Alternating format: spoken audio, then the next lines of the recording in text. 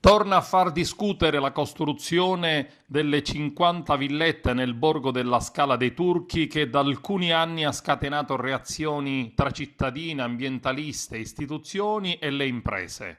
La lottizzazione del borgo Scala dei Turchi con le 50 villette a poca distanza dalla scogliera dell'Agrigentino è abusiva. Lo ribadisce il GUP di Agrigento, che ha depositato le motivazioni della sentenza che riguarda gli imputati che hanno scelto il rito abbreviato. Sono dunque i legali rappresentanti, il presidente della società costruttrice, la Comaer Immobiliare, un funzionario della soprintendenza di Agrigento ed il progettista.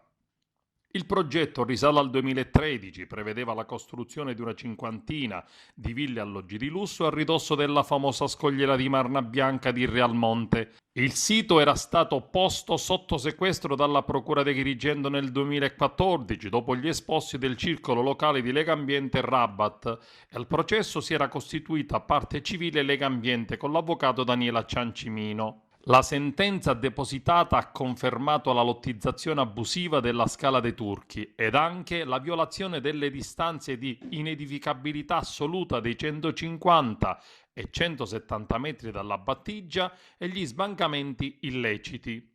La Comaer, con il suo legale rappresentante, aveva chiesto un risarcimento di 5 milioni di euro al circolo per i danni subiti dalla sospensione dei lavori e dalla revoca delle autorizzazioni. Adesso, con il dispositivo della sentenza, la stessa ditta dovrà risarcire Legambiente. Per gli imputati sono state disposte delle pene, la cui sospensione sarà subordinata all'abbattimento delle opere abusive già realizzate ed al ripristino dello stato dei luoghi, oltre alla confisca degli immobili.